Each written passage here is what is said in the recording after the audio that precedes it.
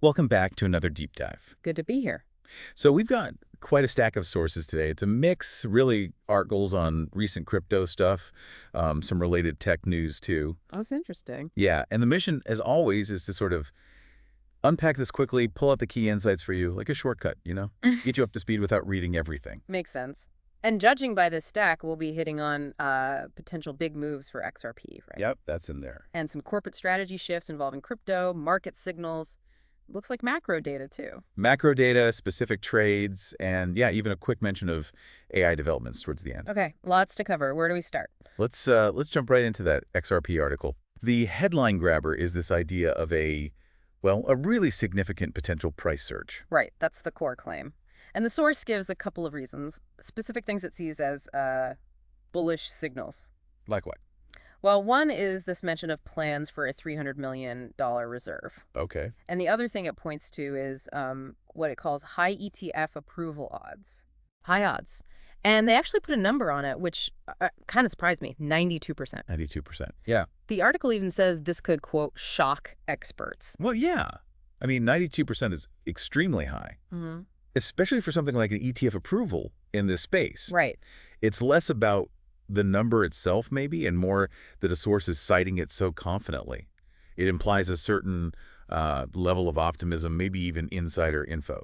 So for you listening, why is this important? Well, things like big reserve plans and especially high ETF odds, if they actually happen, could really change the game. An ETF opens doors, broadens access. So if this source is right, it signals a potential major shift for XRP, like the article suggests. Definitely something to watch. Okay, let's broaden out a bit. The source has also touched on wider market movements. There was that piece, whales go all in on BTC calls. Ah, yes. And that one tries to connect the dots between that whale activity and some recent macro data. The U.S. jobs report from Friday. Exactly. It mentions the specific numbers. Yeah, 139,000 jobs added in May. That was a bit better than expected, right? I think forecasts were around 125K. Something like that, yeah. And unemployment stayed steady, 4.2%. So the article's argument is that this positive or maybe just better than feared data kicked off a wave of optimism globally, and that's why, according to them, you saw this surge in whales buying Bitcoin call options. Interesting connection. It shows how sensitive maybe the crypto market, or at least parts of it, are becoming to these traditional economic signals. Or perhaps just specific trading algorithms reacting to those cues. It's just more integration, maybe. Could be. And speaking of specific market activity, there was a really concrete example in the sources, someone betting against Trumpy. Right, the token.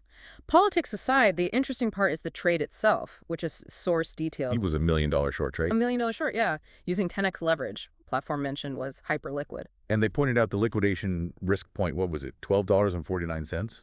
Yep, $12.49. And the source noted the price was kind of hovering near that entry range at the time. So very real risk. It's just a single example, but it really brings home the kind of, high stakes leveraged bets happening out there. It's not abstract. Exactly. Shows the volatility and the mechanics involved in some corners of the market. Okay, let's shift gears again. Corporate news involving crypto. First, Greg Kidd acquiring a controlling stake in No Labs. Yeah, and what stood out there, according to the source, was how it was funded. Part Bitcoin, part cash. Right. But the bigger strategic move mentioned was the Bitcoin treasury strategy. No Labs is adopting one. And not just dipping a toe in. The source said Bitcoin is planned to make up, 82% of their treasury? 82%, yeah. That's a statement. A really solid example of corporate adoption moving beyond just talking about it. Definitely a high conviction move. Okay, next corporate piece, Coinbase.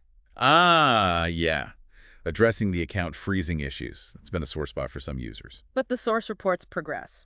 Pretty significant progress, actually. An 82% reduction in those issues, according to the article. Wow, that's a big drop. Yeah. And it mentions the CEO, Brian Armstrong, pledging to keep improving things, more transparency. So it sounds like they're responding directly to user feedback with measurable results. Good to see. Then there was the Arca news. Divesting from Circle.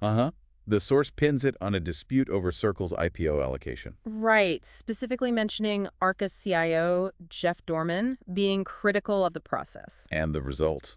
Arca apparently sold off their entire stake in Circle. All of it. Yeah. It kind of highlights these behind-the-scenes disagreements, Even within the crypto industry itself, disputes over things like IPOs can boil over publicly and lead to big moves like divestment.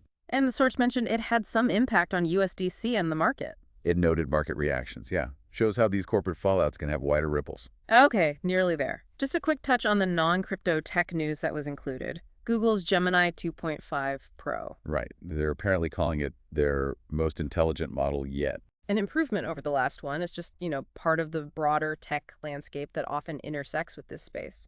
Exactly. It's a reminder that AI, like blockchain, is moving fast.